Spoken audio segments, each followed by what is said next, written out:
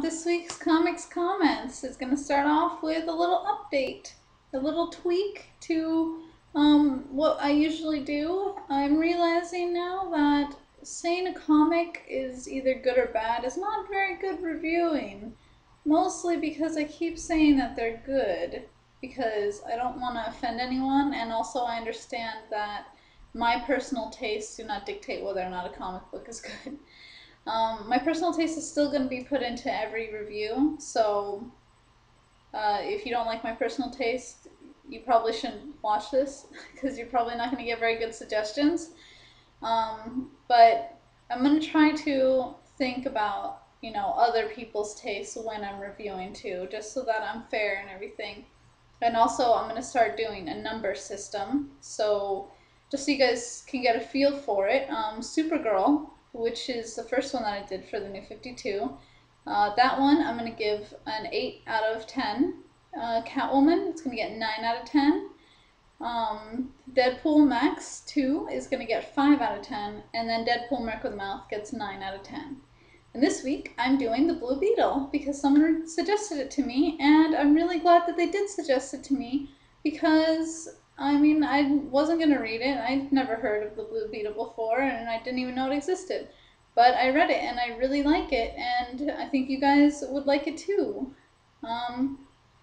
Let's get more into that, because I think there is a condition to that. Alright, so basically it starts out with this kid in high school, Jamie Reyes, and he's part of like the classic trio of friends. There's him, and then there's his best friend who's like cooler and stronger than him and everything, and just like he just is better, I guess. And then there's the girl of their group who's just totally oblivious to both of them liking her, and they just both like her. And so Jamie's just kind of like hanging back because he's like not as cool as his friend, so he doesn't want to admit that he likes her, and he's just going to take a step back while his friend tries to be her boyfriend or whatever. And yeah, Jamie gets into a little mix-up, gets a beetle on him. It's a big mess.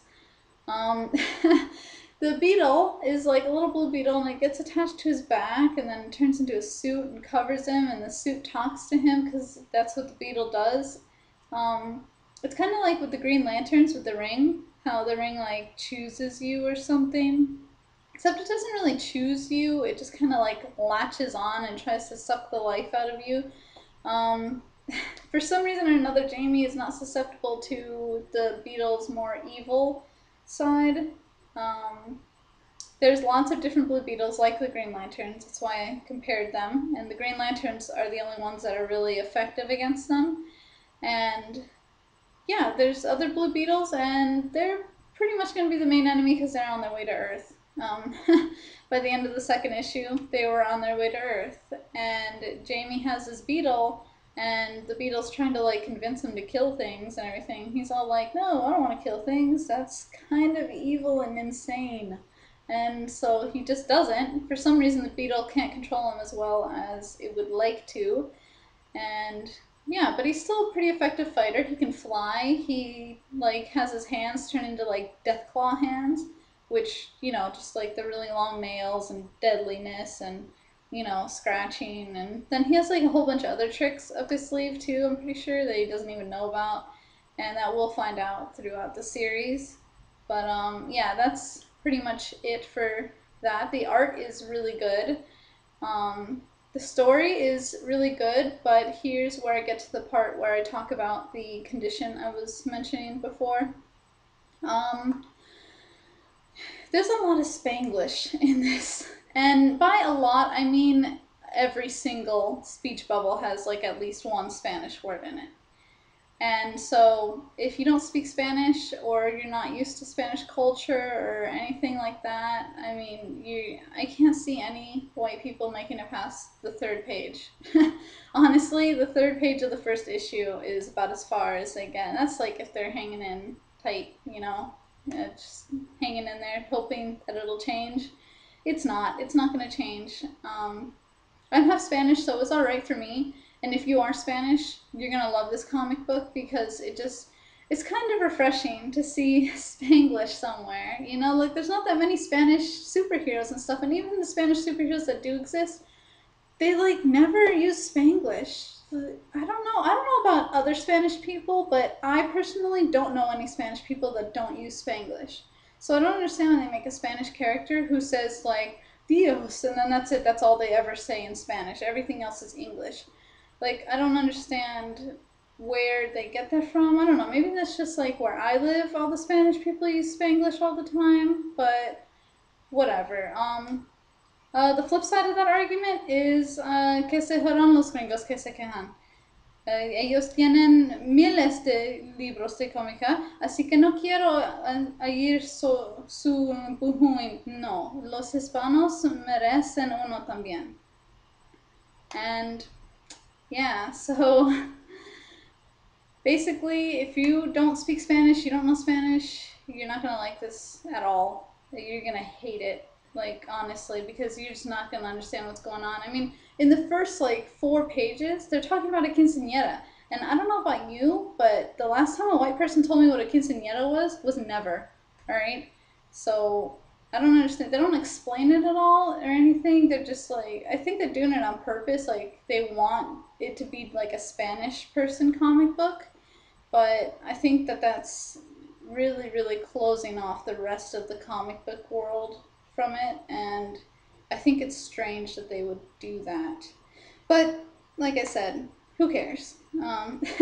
It's really good for us, for Spanish people, and for, you know, people that are not used to seeing Spanish people in the spotlight, really, because he's the star. Everyone in the comic book is Spanish. There's like one German guy and then I think a French guy. I don't even know if he's French. He just said au revoir, so I was like, all right, you're French. Sure, why not? I don't know. Maybe he's just being like smart alecky or something. I'm not sure. But either way, this was a really, really good comic book, and I'm going to give it a 7 out of 10 because it's just really good.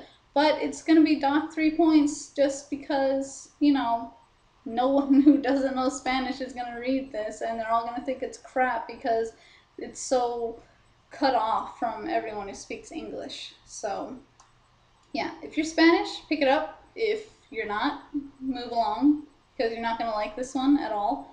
But again, if you're Spanish, it's a great story. I mean, everyone who doesn't speak Spanish is really going to miss out on this because I think it's a really, really cool story. He's a cool character, you know, and I think it's really interesting with the suit trying to control him and him trying to like fight the suit and stuff.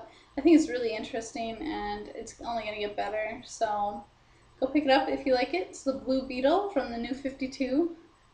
And yeah, I guess that's it for this week in comics comments, and yeah, I don't know, have a good week, and I will return next Thursday with another comic for you. Please leave suggestions. I do listen to all of them, and I will be doing another suggestion soon. If you look at my comments, then you'll know what I'm going to be reviewing soon. Probably not next week, but in the coming weeks, very soon, I will be doing another suggestion. And I love getting suggestions from you guys because obviously I don't know anything about comics right now.